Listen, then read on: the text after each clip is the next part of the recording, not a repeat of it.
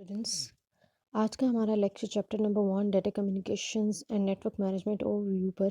एक summarised lecture है। एक कंप्लीट समरी लेक्चर मैं आपको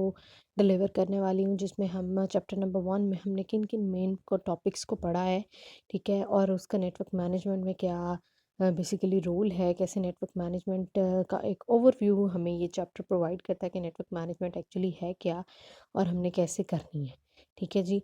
एक हमें जनरल आइडिया हमें मिलता है इस चैप्टर में। हम एक इसकी रिवीजन लेते हैं, एक समरी लेते हैं, ताकि हमें चीज़ें जो हैं वो रिवाइज हो जाए और उनका एक जो फ्लो जो है वो हमारे पास बन जाए। अगर हम डाटा कम्युनिकेशन से अपनी बात शुरू करें तो हमने बात की थी कि हम सबसे पहले जो इस बेसिकली पूरे चैप्टर में हम जो चीज़ें पढ़ने वाले हैं उनमें हम सबसे पहले टेलीफोन नेटवर्क की एनालॉजी की बात करेंगे, और वहाँ से हमने अपनी डिस्कशन स्टार्ट की कि टेलीफोन नेटवर्क कैसा नेटवर्क है और वहाँ पे नेटवर्क मैनेजमेंट कैसी होती है। फिर डाटा एंड टेलीकम्युनिकेशन नेटवर्क का आपस में क्या कनेक्शन है और किस तरह से हमारे पास डाटा नेटवर्क और टेलीकम्युनिकेशन नेटवर्क के साथ मिल के काम कर रहा है या उस पे बेसिकली बेस कर रहा है, और वहाँ पे हमें मैनेजमेंट के लिए कौन सी एक्टिविटी करनी है। फिर डिस्ट्रीब्यूटेड कंप्यूटिंग इन्वायरमेंट्स हमारे पास किस तरह का कंप्यूटिंग इन्वायरमेंट है, वहाँ पे कैसे कम्युनिकेशन होती है, कैसे वहाँ पे जो है कंप्यूटर्स आपस में कनेक्टेड हैं और डाटा की कम्युनिकेशन का काम होता है। देन इंटरनेट हमारे पास कैसा नेटवर्क है, प्रोटोकॉल्स एंड स्टैंडर्ड्स क्या रोल प्ले करते हैं डाटा कम्युनिकेशन में। देन अगर हम आईटी मैनेजमेंट की बात करते हैं या अपने नेटवर्क्स की मैनेजमेंट की बात करते हैं, तो उस सिलसिले में हमें कौन कौन से नेटवर्क मैनेजमेंट के एक्चुअली कहाँ कहाँ पे नेटवर्क मैनेजमेंट की ज़रूरत हमें पड़ी, या कौन सी वो केस हिस्ट्रीज़ हैं जिसने हमें नेटवर्क मैनेजमेंट के बारे में मोटिवेट किया, और अल्टीमेटली आईटी मैनेजर्स को कौन कौन से चैलेंजेस फेस करने पड़ते हैं नेटवर्क मैनेज करते हुए। Then network and system management के लिए हमें कौन कौन सी एक्टिविटीज़ करनी पड़ती हैं, कौन-कौन से इसके आप कह लें जी पार्ट्स हैं, कौन-कौन सी नेटवर्क मैनेजमेंट की एक्टिविटीज़ हैं जो हमें हमारे नेटवर्क के ऊपर अप्लाई करनी होती हैं। एंड देन फाइनली हमने इस चैप्टर में ये देखा कि हमारे पास हमारे नेटवर्क मैनेजमेंट के लिए करंटली डाटा कम्युनिकेशन नेटवर्क का क्या स्टेटस है, और फ्यूचर में हमें उस नेटवर्क मैनेजमेंट के जो हमारे पास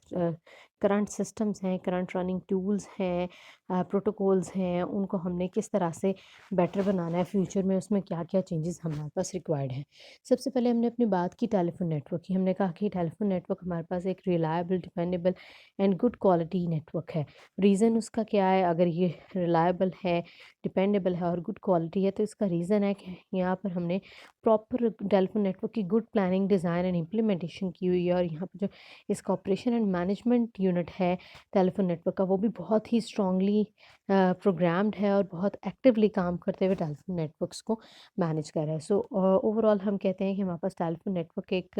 प्रॉपर नेटवर्क है, एक गुड क्वालिटी नेटवर्क है, जिसके ऊपर हम रिलाई करते हुए अपनी कम्युनिकेशन कर सकते हैं ईज़िली। सो चूँकि टेलीफ़ोन नेटवर्क हमारे पास एक कंप्लीट एक आइडियल नेटवर्क मौजूद था, दैट इज़ व्हाई हमने अपने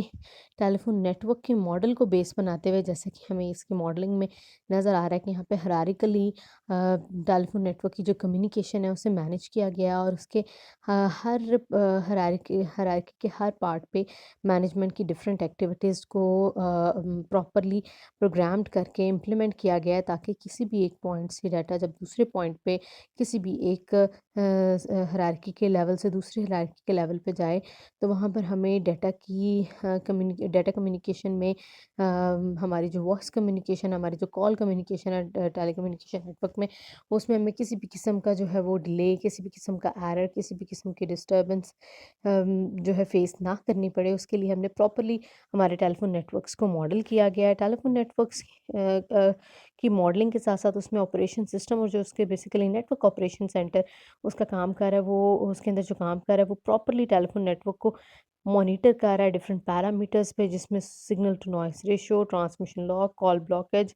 को मैनेज कर रहा है। Then real time management network की बात कर रहा है, हर ट्रंक पे मैनेजमेंट की गई है, ट्रैफिक मेजरमेंट ली गई है, ऑपरेशन सिस्टम जो है वो सेंट्रल ऑफिसेज़ पे लगाए गए हैं। इसके अलावा नेटवर्क मैनेजमेंट को सेंट्रली नेटवर्क ऑपरेशन सेंटर के थ्रू ओवरऑल नेटवर्क मैनेजमेंट की एक्टिविटी को ड्राइव किया जा रहा है। यानी अल्टीमेटली हम ये कह सकते हैं कि हमारे पास जो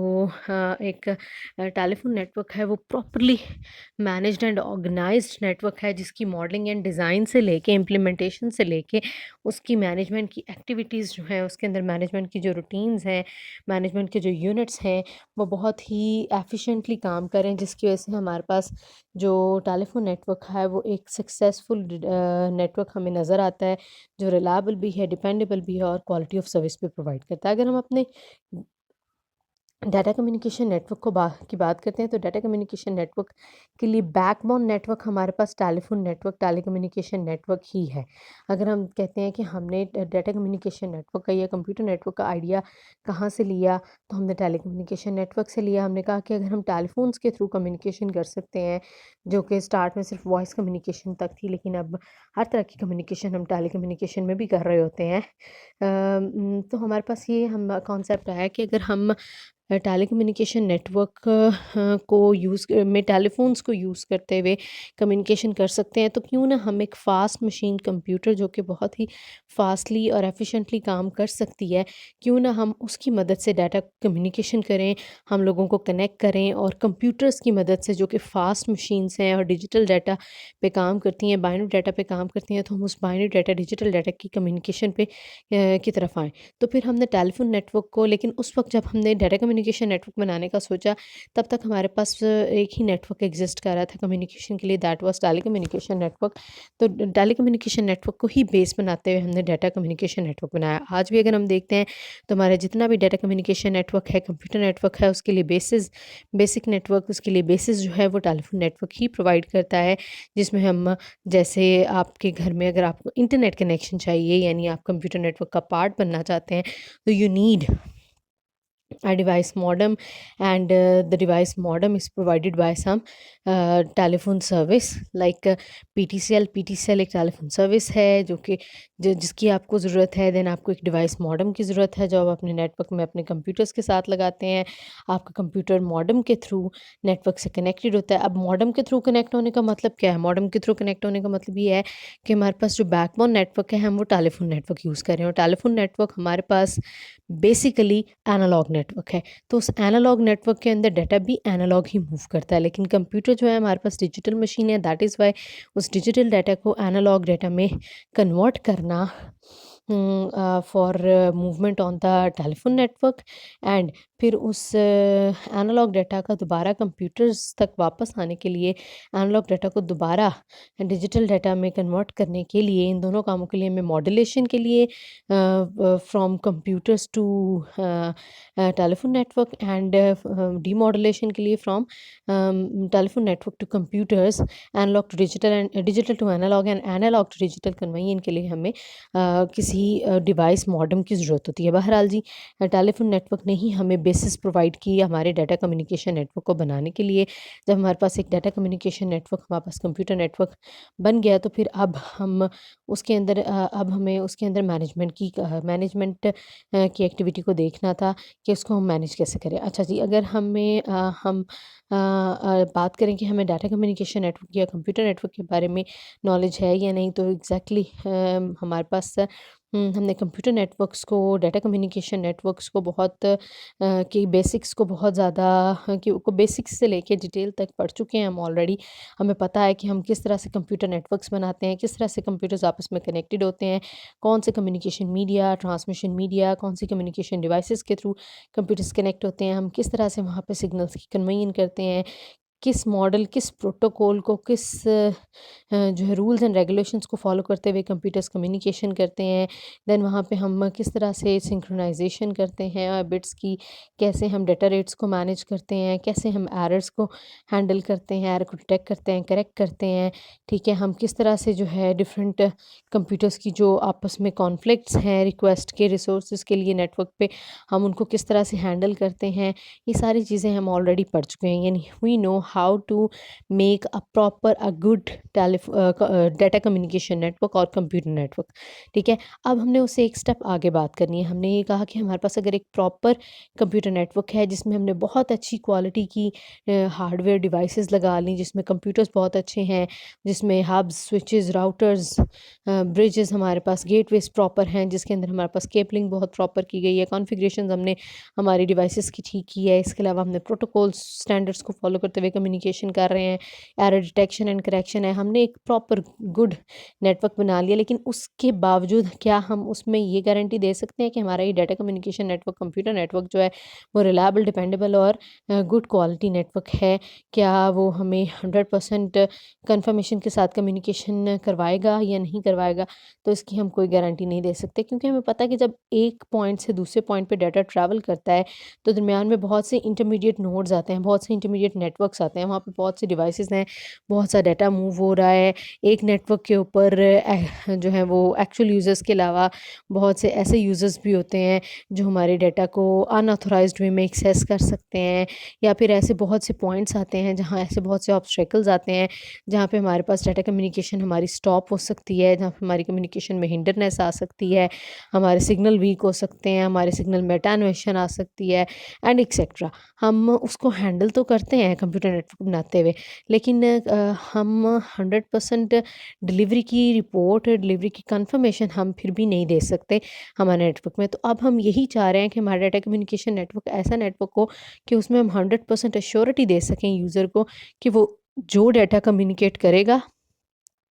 वो एज़ इट इज़ रिसीवर के पास जाएगा, जिस टाइम पे कम्युनिकेशन करना चाहेगा उसी टाइम पे कम्युनिकेशन होगी, जिस स्पीड के साथ कम्युनिकेशन चाहेगा उसी स्पीड के साथ कम्युनिकेशन होगी। हम इन सारी चीज़ों को मेक श्योर करने के लिए एक्चुअली डाटा कम्युनिकेशन नेटवर्क की मैनेजमेंट की बात करते हैं। फिर हम डिफरेंट हमारे नेटवर्क के आर्किटेक्चर्स की बात करते हैं, जिसमें से एक हमारे पास आर्किटेक्चर एसएनए आर्किटेक्चर है जो आईबीएम ने हमें प्रोवाइड किया। इसके अलावा हमारे पास डीसीई को डिस्ट्रीब्यूटेड कंप्यूटिंग एनवायरनमेंट हम देखते हैं, जिसमें लैन के साथ वो कैसा नेटवर्क है। देन लैन वैन नेटवर्क्स हमने देखा। क्लाइंट सर्वर मॉडल्स हैं हमारे पास, टीसीपी आईपी बेस्ड नेटवर्क्स हैं हमारे पास, इंटरनेट नेटवर्क्स हैं हमारे पास। इसके अलावा हमारे पास different architecture protocols and standards की हम बात करें तो हमारे पास कम्युनिकेशन आर्किटेक्चर्स में हम देखते हैं कि हमने किस तरह से हमारे नेटवर्क को बनाना है। प्रोटोकॉल्स बताते हैं कि किस तरह से कम्युनिकेशन किन रूल्स एंड रेगुलेशंस पे होनी है, और कम्युनिकेशन स्टैंडर्ड्स जो है वो एग्रीमेंट होता है एक मैन्युफैक्चरर या मैन्युफैक्चरर के दरमियान, मैन्युफैक्चरर के साथ एक एग्रीमेंट होता है जिसके अंदर एक रूल्स को, एक एग्रीमेंट को, कुछ रिटन रूल्स को फॉलो करते हुए कम्युनिकेशन होती है। बहरहाल हम अगर एक कंप्यूटर नेटवर्क की बात करते हैं, डाटा कम्युनिकेशन नेटवर्क की बात करते हैं, तो वो हमारे पास एसएनए आर्किटेक्चर हो सकता है, लैन मैन हो सकता है, क्लाइंट सर्वर हो सकता है, टीसीपी/आईपी बेस्ड, इंटरनेट बेस्ड हो सकता है, इसके अलावा हमारे पास ओएसआई बेस्ड नेटवर्क हो सकता है, ठीक है। और अगर हम इन सारे नेटवर्क्स को कंपेयर करें तो मेनली हमारे पास एसएनए, ओएसआई और इंटरनेट 3 मेजर टाइप के डाटा कम्युनिकेशन नेटवर्क्स आते हैं, और उनके दरमियान क्या डिफरेंस है इन स्लाइड्स के थ्रू, इन बेसिकली इन इस फिगर के थ्रू वो डिफरेंसेस को भी हाईलाइट किया हुआ है। डिटेल्स में हम नहीं जा रहे, डिटेल्स आप इसको देखेंगे, इसको नोट्स से बाकायदा पढ़ेंगे कि किस किस तरह के नेटवर्क्स हैं और यहाँ पे कम्युनिकेशन किस तरीके से होती है। देन एप्लीकेशन प्रोटोकॉल्स के बारे में बताया हुआ है कि अगर हम 2 मेजर नेटवर्क्स ओएसआई और इंटरनेट को कंपेयर करते हैं तो उनके प्रोटोकॉल्स में कहाँ-कहाँ पे डिफरेंस आता है, ठीक है। और फिर अल्टीमेटली हमें फाइनली पहुंचना कहाँ पे, हमने बात कहाँ तक लेके जानी है, हमने लेके जानी है मैनेजमेंट के प्रोटोकॉल्स तक, कि मैनेजमेंट के प्रोटोकॉल्स दोनों में कौन से हैं। तो अगर हम इंटरनेट यूजर्स की बात करें जो कि पब्लिक नेटवर्क है, इंटरनेट नेटवर्क के बारे में हमेशा हमने याद रखना है, ये पब्लिक नेटवर्क है जिसमें हर कोई ही यूज़र होता है, हर कोई ही सेंडर, और कोई भी सेंडर और कोई भी रिसीवर बन सकता है, जिसके ऊपर कोई भी रिस्ट्रिक्शंस नहीं होती। वो हमारे पास क्या कहलाता है, वो हमारे पास इंटरनेट कहलाता है। तो इंटरनेट यूज़र्स के लिए इंटरनेट नेटवर्क में मैनेजमेंट के लिए हमारे पास जो प्रोटोकॉल है वो सिंपल नेटवर्क मैनेजमेंट प्रोटोकॉल है, जबकि ओएसआई यूज़र्स के लिए मैनेजमेंट का जो प्रोटोकॉल है that is common management information protocol. Reason is that कि ओएसआई मॉडल एक स्टैंडर्ड मॉडल है, कॉमन मॉडल है, regardless of underlying network devices कि वो कौन से वेंडर की हैं, डेल की हैं, किसी एसर की हैं, किसी सिस्को की हैं एक्सेट्रा। और ऐसे मॉडल हर तरह के नेटवर्क में हर तरह के डिवाइस के साथ एक तरह से काम करता है। दैट इज़ वाई इसका जो मैनेजमेंट का प्रोटोकॉल है वो भी कॉमन मैनेजमेंट इंफॉर्मेशन प्रोटोकॉल है। फिर अगर हम नेटवर्क मैनेजमेंट की केस हिस्ट्रीज़ की बात करते हैं तो हमारे पास केस हिस्ट्रीज़ एक्चुअली हमें क्या बताती हैं, केस हिस्ट्रीज़ हमें ये बताती हैं कि जब हम नेटवर्क मैनेजमेंट की बात करते हैं तो नेटवर्क मैनेजमेंट के अंदर हमें कैसे पता चला कि हमारे कंप्यूटर नेटवर्क्स में मैनेजमेंट की ज़रूरत है या कहाँ किन पॉइंट्स में हमें मैनेजमेंट की ज़रूरत है। सबसे पहले तो हमें ये आइडेंटिफ़ाई करना पड़ा। सबसे पहले तो हमने ये देखा ना कि हमने एक प्रॉपर 100% जो है 100% बेस्ट डिवाइसेस के साथ कंप्यूटर नेटवर्क बना लिया। लेकिन उसके बावजूद भी जब हमें वहाँ पे कम्युनिकेशन में डिले, कम्युनिकेशन में हमें ब्रेक, कम्युनिकेशन में पैकेट लॉस, डाटा लॉस की हमें प्रॉब्लम्स फेस करनी पड़ी, तो अल्टीमेटली हमें ये समझ आया कि there is some missing in our computer network and that is management. हमें हमारे नेटवर्क को तो हमने प्रॉपरली बना लिया, डिवाइसेस प्रॉपर लगा ली, ठीक है, बेस्ट क्वालिटी के सब कुछ हमने इक्विपमेंट लगा लिया, लेकिन हमारा नेटवर्क वो 100% अगर हमें रिलायबिलिटी, डिपेंडेबिलिटी और गुड क्वालिटी ऑफ कम्युनिकेशन नहीं प्रोवाइड कर रहा, तो वहाँ पे कहीं ना कहीं कोई ना कोई कमी ज़रूर थी, ठीक है। तो एक्चुअली नेटवर्क मैनेजमेंट की केस हिस्ट्रीज हमें ये बताती हैं कि कहाँ पे हमें नेटवर्क मैनेजमेंट में प्रॉब्लम फेस करना पड़ा। तो केस हिस्ट्रीज में हमने दो केस हिस्ट्रीज की बात की, जिसमें एक हमारे पास केस हिस्ट्री है फुटप्रिंट की, और दूसरी केस हिस्ट्री हमने जो देखी that was crashing of bridge. Footprint की केस हिस्ट्री ने बेसिकली हमें नेटवर्क मैनेजर को या नेटवर्क एडमिन को ये आइडिया दिया कि हमें नेटवर्क्स को बनाते हुए उसके हर एक पॉइंट पे मैनेजमेंट को देखना होता है। यानी हम किसी भी पॉइंट को अनअटेंडेड नहीं छोड़ सकते। हम जिस पॉइंट को अनअटेंडेड छोड़ते हैं, वहाँ पर भी हमारे पास कोई ना कोई मैनेजमेंट में प्रॉब्लम हो सकता है। जैसे कि अगर हम देखते हैं, जैसे कि इस केस हिस्ट्री में ये बताया गया कि एक नेटवर्क में कम्युनिकेशन में जब प्रॉब्लम आया, तो अल्टीमेटली उस प्रॉब्लम को लोकेट करते करते ये पता चला कि कहीं किसी सर्वर रूम में किसी जो है एडमिन के ऑफिस में एक बॉक्स में, जहाँ पे routers, bridges, switches and etcetera connections devices हैं, और वहाँ पे मल्टीपल कंप्यूटर्स के कनेक्शंस हैं, वहाँ पे कनेक्शंस में कहीं पे किसी ने उसको ख़राब किया, किसी ने उसके साथ छेड़छाड़ की। बहरहाल अनअटेंडेड छोड़ने का ये नुकसान हुआ कि अल्टीमेटली नेटवर्क जो हमारा वो ब्रेक हुआ, नेटवर्क में कम्युनिकेशन ब्रेक हुई, ठीक है। तो इसका मतलब ये समझ आया कि हमें एक प्रॉपर नेटवर्क बनाने के बाद उसकी मैनेजमेंट में इन चीज़ों को भी देखना होता है कि जहाँ पे हमारे पास मेन कनेक्शंस हैं, हब्स हैं, कनेक्टिंग हमारे पास यूनिट्स हैं, वहाँ पर हमें,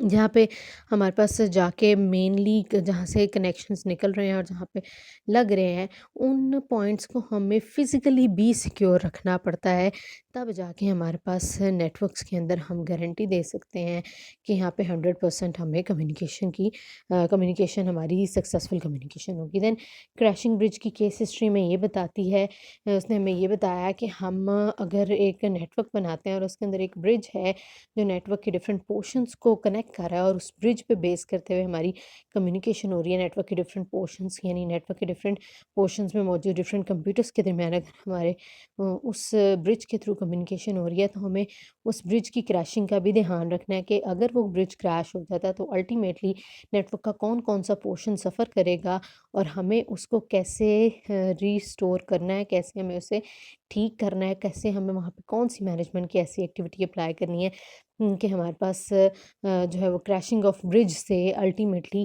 क्रैशिंग ऑफ नेटवर्क या फिर breakage in communication of network से हम बच सकें, ठीक है जी। तो ये हमारे पास दो केस हिस्ट्रीज थी जिसने एक इनिशियल स्टेप लेने के लिए मोटिवेट किया नेटवर्क एडमिन्स को कि उन्हें मैनेजमेंट करनी है नेटवर्क्स के अंदर। अब कैसी मैनेजमेंट करनी है, कहाँ पे मैनेजमेंट करनी है, नेक्स्ट क्वेश्चन ये आया, ठीक है। ये तो पता चल गया कि there is a need of managing the networks, but कहाँ पे और किस तरह से, उसके लिए बेसिकली नेटवर्क्स को और एग्जामिन किया गया, तो कुछ कॉमन नेटवर्क के प्रॉब्लम्स सामने आए, ठीक है। ये सारा कुछ हमारे पास होमवर्क था नेटवर्क मैनेजमेंट अप्लाई करने से पहले पहले कि हमने डिफरेंट केस हिस्ट्रीज को डिस्कस किया, फिर हमने हमारे पूरे नेटवर्क्स को एग्जामिन करके कुछ कॉमन नेटवर्क में जो प्रॉब्लम्स फेस करने पड़े थे, यानी ऑलमोस्ट सभी नेटवर्क्स में जो प्रॉब्लम्स फेस करने पड़े थे कम्युनिकेशन में, उन्हें हाईलाइट किया। कुछ प्रॉब्लम्स जो कॉमनली ऑलमोस्ट हर तरह के नेटवर्क्स में फेस करने पड़े, उसमें लॉस ऑफ कनेक्टिविटी था, आईपी एड्रेसेस का डुप्लिकेट होना था, कनेक्टिविटी का लॉस मींस कहीं पे कनेक्शन टूट गया, कहीं पे जो है वो कम्युनिकेशन में ब्रेक आ गया, गैप आ गया, डुप्लिकेट आईपी एड्रेसेस हमें देखने को मिले, यानी एक ही आईपी एड्रेस से रिक्वेस्ट जो है डबल आ रही है, या 2 यूज़र्स या 2 कंप्यूटर्स एक ही आईपी एड्रेस के थ्रू रिक्वेस्ट कर रहे थे। फिर इंटरमिटेंट प्रॉब्लम्स आई जो इंटरनली आपके वो कम्युनिकेशन के दौरान आपके नेटवर्क्स में आपके कंप्यूटर्स आपके डिवाइसेस के अंदर आए, प्रॉब्लम्स आए, जिनका लॉस होना, जिनका ब्रेक होना, जिनका डाउन होना, जिसमें डिवाइसेस का आया। देन नेटवर्क के कॉन्फ़िगरेशन इश्यूज़ आए कि किसी पॉइंट पे हमने कॉन्फ़िगरेशन की थी लेकिन वो कॉन्फ़िगरेशन प्रॉपर नहीं थी, या फिर हमने कॉन्फ़िगरेशन की हुई है कि एक स्विच के साथ हमने या एक ब्रिज के साथ हमने लैन 1 और लैन 2 को कनेक्ट किया हुआ है, लेकिन लैन 2 वाला कनेक्शन टूट जाता है, और वहाँ पे जो है उसकी कॉन्फ़िगरेशन में प्रॉब्लम आ जाता है कि कॉन्फ़िगरेशन ये हुई है ब्रिज की कि उसके एक पॉइंट पे लैन 1 और दूसरे पॉइंट पे लैन 2 है, लेकिन अगर लैन 2 ही डाउन हो जाता है तो अल्टीमेटली कॉन्फ़िगरेशन ख़राब हो जाएगी। अब ब्रिज के पास सिर्फ़ और सिर्फ़ लैन 1 कनेक्टेड है लेकिन इन्फॉर्मेशन दोनों लैन्स की आ रही है, तो ऐसे कुछ इश्यूज़ आए। देन नॉन प्रॉब्लम्स ऐसे प्रॉब्लम्स जिन्हें प्रॉब्लम नहीं कंसीडर किया जाता, लेकिन अल्टीमेटली वो हमारी कम्युनिकेशन में कोई ब्रेक, कोई गैप, कोई डिले लेकर आ रहे थे। देन परफॉर्मेंस प्रॉब्लम्स आए। परफॉर्मेंस प्रॉब्लम्स में ये था कि कम्युनिकेशन तो हो रही थी, ठीक है, डिलीवरी तो हो रही थी, यानी सेंडर से रिसीवर तक डाटा जा तो रहा था, लेकिन स्पीड और एफिशिएंसी उसके अंदर बहुत ज़्यादा कम हो गई। यानी अगर एक मैसेज को 5 सेकंड्स में पॉइंट 1 से पॉइंट 2 पे ट्रैवल होना था और वो 5 की बजाय 10 सेकंड्स ले रहा है, तो अल्टीमेटली हमें नेटवर्क से वो परफॉर्मेंस नहीं मिल रही थी जो कि हमने पहले अज्यूम की थी। तो ये कुछ प्रॉब्लम्स थे जिन्हें आइडेंटिफाई किया गया। फिर उसके मुताबिक आईटी मैनेजर्स के सामने कुछ चैलेंजेस आए। आईटी मैनेजर्स को ये देखना पड़ा कि कंप्यूटर नेटवर्क्स को उन्हें रिलायबल बनाना है, नॉन रियल टाइम प्रॉब्लम्स को डील करना है, रैपिड टेक्नोलॉजी एडवांस के साथ चलना है। यानी जैसे ही टेक्नोलॉजी में एडवांसमेंट आए, जैसे कि आज वो राउटर यूज़ कर रहा है, राउटर जो है वो किसी एक पुराने प्रोटोकॉल जैसे डिस्टेंस वेक्टर राउटिंग पे काम कर रहा है, और कल ही उसे पता चलता है कि नई technology link state routing protocols आ गए हैं, तो उसे उसी जो है राउटर को डिस्टेंस वेक्टर से लिंक स्टेट राउटिंग के ऊपर लेकर आने की भी एबिलिटी होनी चाहिए थी आईटी मैनेजर के अंदर। यानी वो जैसी टेक्नोलॉजी में एडवांसमेंट आए वैसे ही नेटवर्क के अंदर उन नए फीचर्स को, उन नई एडवांस टेक्नोलॉजीज़ को इम्प्लीमेंट करे। देन मैनेज करना क्लाइंट सर्वर इन्वायरमेंट को, जो कि एक बड़ा चैलेंज था आईटी मैनेजर के सामने, कि क्लाइंट से जो मल्टीपल क्लाइंट्स जब कुछ लिमिटेड सर्वर्स के साथ मल्टीपल रिक्वेस्ट लेकर आते हैं सर्विसेज की, तो अल्टीमेटली उनकी सर्विसेज को, उनको सबको सर्विसेज प्रोवाइड करना और उनकी रिक्वेस्ट के कॉन्फ्लिक्ट को हैंडल करना, ये चैलेंज था आईटी मैनेजर के सामने। लेकिन साथ ही साथ स्केलेबिलिटी का प्रॉब्लम था। स्केलेबिलिटी होती है जी कि हम एक बनी हुई चीज़ को एज़ इट इज़ रहते हुए उसमें हम इंक्रीज़ कर सकें, उसको उसको बढ़ा सकें, ठीक है। फॉर एग्ज़ाम्पल हमने एक नेटवर्क बनाया, एक लैन बनाया, लैन के अंदर हमने 50 कंप्यूटर्स बनाए, लेकिन फ्यूचर में, या आप कह लें जी 1 वीक के बाद हमें पता चलता है कि 50 नहीं, इस लैन में 100 यूज़र्स होंगे। तो अब वो 50 से 100 यूज़र्स करने के लिए हमें, या तो एक तरीका है कि हम उस लैन को ख़त्म करके एक नया लैन बनाएँ और उसके अंदर हम 100 कंप्यूटर्स की कैपेसिटी और 100 कंप्यूटर्स के कनेक्शन प्रोवाइड करें, या फिर जो प्रॉपर तरीका है वो ये है कि हम उसी 50 कंप्यूटर्स वाले नेटवर्क को एनलार्ज इस तरह से करें कि पिछले 50 कंप्यूटर्स का, यूज़र्स का डाटा भी डिस्टर्ब ना हो, उनकी कम्युनिकेशन भी डिस्टर्ब ना हो, और नए यूज़र्स को भी हम उसमें अकोमोडेट कर सकें और वो भी वैसे ही कम्युनिकेशन कर सकें जैसे कि पहले कर रहे थे। यानी चलते हुए नेटवर्क को ख़राब ना करते हुए उसके अंदर नई चीज़ों को ऐड करना, उसके अंदर नई डिवाइसेस को, उसके अंदर नए यूज़र्स को, नए नेटवर्क कंपोनेंट्स को ऐड करना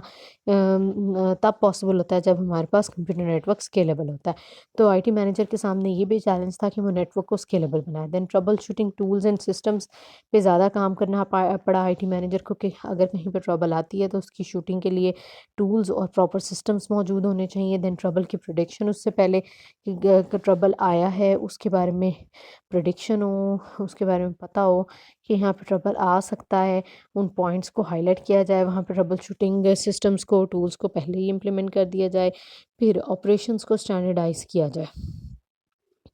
यानी ऑपरेशंस को स्टैंडर्डाइज़ करने का क्या मतलब है? जैसे कि हमने टेलीफ़ोन नेटवर्क में बात की कि हमारे पास सेंट्रल नेटवर्क ऑपरेशन सेंटर्स काम करते हैं, जो कि सेंट्रली नेटवर्क को मैनेज कर रहे होते हैं। इसी तरह हमें नेटवर्क मैनेजमेंट सिस्टम्स को भी ऐसा स्टैंडर्डाइज़ बनाना है कि वो हर तरह के नेटवर्क में एक जैसा ही, एक तो सेंट्रल हो और दूसरी बात हर तरह के नेटवर्क में, चाहे जैसा भी नेटवर्क है, जितने भी साइज़ का है, जितनी भी उसके अंदर डिवाइसेज़ हैं, उन सब के लिए बिल्कुल एक ही तरीके से, एक ही रूल्स पे मैनेजमेंट के ऑपरेशंस काम कर रही हों, वो हमारे पास कहलाती है standardisation of operations. Then centralised management versus sneakernet पे काम करना था। स्नीकर नेट क्या है कि स्टेप बाय स्टेप छोटे छोटे पार्ट्स नेटवर्क के उनको लेके मैनेज किया जाए या फिर सेंट्रलाइज मैनेजमेंट की जाए। तो मैंने पहले ही बताया कि चूँकि हम टेलीफोन नेटवर्क की मैनेजमेंट को फॉलो कर रहे थे, इसलिए आईटी मैनेजर को नेटवर्क्स को सेंट्रली मैनेज करना था, ताकि कहीं पर भी नेटवर्क के अंदर कोई भी चेंजेस आते हैं तो उनको सेंट्रली मॉनिटर किया जाए और नेटवर्क के कुछ पोर्शन को नहीं बल्कि पूरे नेटवर्क को उन चेंजेस का, उन एडवांस उन टेक्नोलॉजी चेंजेस का, उन जो है नेटवर्क की इनलार्जमेंट का या फिर नेटवर्क के अंदर फेलियर का या डिफरेंट पॉइंट्स पे जो प्रॉब्लम्स आ रहे हैं उन सब का जो है, ताकि नेटवर्क के सारे पोर्शंस को पता हो। इसलिए सेंट्रल मैनेजमेंट करनी थी। ये वो चैलेंजेस थे जो कि नेटवर्क मैनेजर को कंप्यूटर नेटवर्क्स को मैनेज करते हुए फेस करने पड़े। ठीक है जी, बहरहाल इन चैलेंजेस को ज़हन में रखते हुए, इन प्रॉब्लम्स को ज़हन में रखते हुए नेटवर्क मैनेजमेंट का प्रॉपर एक मॉडल, नेटवर्क मैनेजमेंट की एक प्रॉपर एक्टिविटी डिज़ाइन की गई, एक प्रॉपर प्रोटोकॉल डिज़ाइन करने का सोचा गया। लेकिन वो प्रोटोकॉल कैसा बनाया जाएगा, उसके अंदर क्या-क्या पैरामीटर्स होंगे जिन्हें फ़ॉलो करना है, उस पे बात की गई। तो जब डाटा कम्युनिकेशन नेटवर्क के अंदर मैनेजमेंट की बात आई, तो वहाँ पे उस मैनेजमेंट के लिए, नेटवर्क मैनेजमेंट के लिए 4 एक्टिविटीज़ सामने आई कि हमें नेटवर्क्स के अंदर ऑपरेशंस, मैनेजमेंट के ऑपरेशंस को इम्प्लीमेंट करना है, नेटवर्क की एडमिनिस्ट्रेशन पे काम करना है, नेटवर्क की मेंटेनेंस पे काम करना है और नेटवर्क की प्रोविजन पे काम करना है। अगर हम इन चारों पॉइंट्स को, इन चारों एक्टिविटीज़ को लेके चलते हैं तो अल्टीमेटली फिर हमारे पास कंप्लीट नेटवर्क मैनेजमेंट होती है। सबसे पहले हम प्रोविजन से स्टार्ट करते हैं, जो ये बताता है कि हमें हमारे डाटा कम्युनिकेशन नेटवर्क को बनाना कैसे, उसका डिज़ाइन कैसा होगा, उसकी प्लानिंग हमने उसकी कैसे करनी है, उसके अंदर हमने कैसे डिज़ाइनिंग और मॉडलिंग करनी है कि वहाँ पे नेटवर्क हमें रिलायबल, डिपेंडेबल और good quality of communication provide करे। ठीक है, और वहाँ पे मैनेजमेंट जो है वो प्रॉपर हो और 100%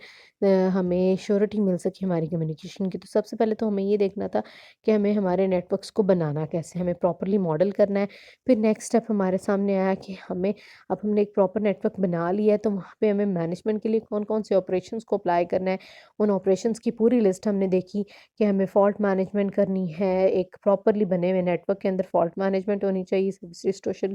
के ऑपरेशन होना चाहिए, कॉन्फ़िगरेशन मैनेजमेंट होनी चाहिए, परफॉर्मेंस मैनेजमेंट या फिर traffic management, security, accounting, reports, inventory and data gathering and analysis, ये सारे के सारे मैनेजमेंट के ऑपरेशंस एक नेटवर्क के अंदर मौजूद होने चाहिए अगर हम उसे नेटवर्क को प्रॉपरली मैनेज करना चाहते हैं। और सिर्फ ऑपरेशंस तक बात नहीं रहती, बल्कि उसके बाद नेक्स्ट स्टेप आता है नेटवर्क की मेंटेनेंस। ठीक है, मेंटेनेंस हमारे पास एक ऐसी एक्टिविटी है जो, जहाँ पर हमारे पास नेटवर्क में कहीं पर भी अगर कोई प्रॉब्लम आता है तो उसे मेंटेन करना, फिक्स करना इसका काम होता है। और ये हमारे पास इसमें से कुछ एक्टिविटीज़ ऐसी होती हैं जो कि ऑल द टाइम चलती रहती हैं, यानी नेटवर्क की हमारी ऑरली, वीकली या फिर डेली बेसिस पे मेंटेनेंस की कुछ एक्टिविटीज़ कंटिन्यूअसली रन हो रही होती हैं, चाहे नेटवर्क में कोई प्रॉब्लम आए या ना आए, कोई मैनेजमेंट की रिक्वेस्ट आए या ना आए। तो उनमें हमारे पास फॉल्ट मैनेजमेंट था, ट्रैफिक टिकट एडमिनिस्ट्रेशन आता है, ट्रैफ़िक टिकट एडमिनिस्ट्रेशन आता है और इसके अलावा हमारे पास ट्रबल टिकट एडमिनिस्ट्रेशन आता है, नेटवर्क इंस्टॉलेशन आता है, network repairs, then facilities installation and maintenance and routine network tools जो हैं, जिनको टेस्ट्स जो हैं वो अप्लाई किए जाते हैं हमारे पास मेंटेनेंस के लिए। ये रूटीन नेटवर्क टेस्ट जो हैं, ये मैं आपको बता रही हूँ, कुछ ऐसी एक्टिविटीज़ हैं जो कि ऑल द टाइम चलती रहती हैं। रूटीन का चेकअप है, समझ लें कि हमारे नेटवर्क का हमने आज किया, कल किया, परसों किया, डेली किया, हॉर्ली किया और हर घंटे के बाद किया, या फिर कुछ मिनट्स के बाद हम कुछ टेस्ट करते हैं या फिर कुछ वीक्स के बाद कुछ टेस्ट करते हैं, ये चेक करने के लिए कि हमारे नेटवर्क में कम्युनिकेशन की क्या परफॉर्मेंस है। फिर network management functional flow chart हमें ये बताता है कि जो नेटवर्क के मैनेजमेंट के लिए हमने हाईलाइट किए हैं कि हमें कौन-कौन सी एक्टिविटीज़ करनी है, फुलफ़िल करनी है या परफ़ॉर्म करनी है नेटवर्क्स को मैनेज करने के लिए। वो सब एक्चुअली ये तीनों चारों जो यूनिट्स हैं वो मिल के काम करते हैं, उनके दरमियान एक कनेक्टिविटी का एक फ़्लो प्रॉपरली एग्ज़िस्ट करता है। जैसे कि हमारे पास इंजीनियरिंग ग्रुप, बेसिकली यहाँ पे 3 तरह के ग्रुप्स बनते हैं नेटवर्क्स को मैनेज करने के लिए। एक ग्रुप होता है हमारे पास इंजीनियरिंग ग्रुप, दूसरा हमारे पास ऑपरेशन ग्रुप और तीसरा हमारे पास installation and maintenance group. Engineering group जो है वो प्लानिंग एंड डिज़ाइन पे काम करता है और उसके बाद काम आता है नेटवर्क ऑपरेशन सेंटर का, नेटवर्क ग्रुप ऑपरेशंस का या ऑपरेशंस ग्रुप का। वो क्या करता है, हमारे पास से नेटवर्क्स में जो भी मैनेजमेंट के ऑपरेशंस हैं उनको डील करता है। और इंस्टॉलेशन एंड मेंटेनेंस ग्रुप आपके पास से नेटवर्क के अंदर नई चीज़ों की इंस्टॉलेशन, पुराने पड़े हुए नेटवर्क्स की, पुराने पुराने पड़े हुए डिवाइसेस और पहले से चलने वाले नेटवर्क की मेंटेनेंस, उसके डिफरेंट पॉइंट्स, उसके डिफरेंट डिवाइसेस की मेंटेनेंस एंड मैनेजमेंट पे ये बात करता है ये वाला ग्रुप, ठीक है। और इन सब के दरमियान हमारे पास एक कनेक्शन एग्जिस्ट करता है कि प्लानिंग एंड डिज़ाइन वाला यूनिट अपना काम कंप्लीट करने के बाद इंस्टॉलेशन एंड मेंटेनेंस ग्रुप के साथ कनेक्टेड रहता है और operations group and installation maintenance group भी अपनी आउटपुट्स जो हैं वो इंजीनियरिंग ग्रुप को भेजते हैं। इस तरह से ये तीनों यूनिट्स आपस में एक दूसरे के साथ डिफरेंट डाटा और इन्फॉर्मेशन शेयर करते हुए ओवरऑल मिल के हमारे नेटवर्क्स को मैनेज कर रहे होते हैं। नेटवर्क मैनेजमेंट के कंपोनेंट्स की अगर हम बात करें तो हम कहते हैं कि हमारे पास मेनली हमने जिस चीज़ को मैनेज करना होता है नेटवर्क में वो होते हैं हमारे पास नेटवर्क के ऑब्जेक्ट्स में क्या आ सकता है, all the computers, all the communication devices like routers, switches, bridges, hubs, gateways, all the cabling, all the transmission media, transmission links, each and everything that is the part of computer network, all are known as network objects. उन network objects को manage करने के लिए हमारे पास network agents, network management system exist करता है। अब network management system तक किसी भी network के object की request को directly नहीं लेके जाया जाता, बल्कि हमारे अगर नेटवर्क के किसी ऑब्जेक्ट के अंदर कोई एरर आया, जैसे कोई राउटर फेलियर हो गया है, कोई ब्रिज फेलियर हो गया, कोई हब फेलियर हो गया, कोई वायर या केबल ख़राब हो गई है, कोई कंप्यूटर डाउन हो गया है, तो अल्टीमेटली उसकी इन्फॉर्मेशन वो कंप्यूटर या वो राउटर या हब खुद से नेटवर्क मैनेजमेंट सिस्टम को नहीं देगा, बल्कि उसकी वो प्रॉब्लम नेटवर्क मैनेजमेंट सिस्टम तक लेके जाने के लिए नेटवर्क एजेंट्स एग्जिस्ट करते हैं, जो कि नेटवर्क के हर ऑब्जेक्ट के लिए डिफरेंट होते हैं। यानी हमारे पास समझ लें, अगर सारी डिवाइसेस डेल की हैं तो उनके लिए एक नेटवर्क एजेंट है, सारी डिवाइसेस एचपी की हैं तो उनके लिए एक नेटवर्क एजेंट है। यानी actually network agents vendor specific होते हैं, ठीक है। जितनी टाइप्स की डिवाइसेस हैं, ऑब्जेक्ट्स हैं, उतने ही टाइप के हमारे पास, उतने ही ज़्यादा हमारे पास नेटवर्क एजेंट्स होंगे।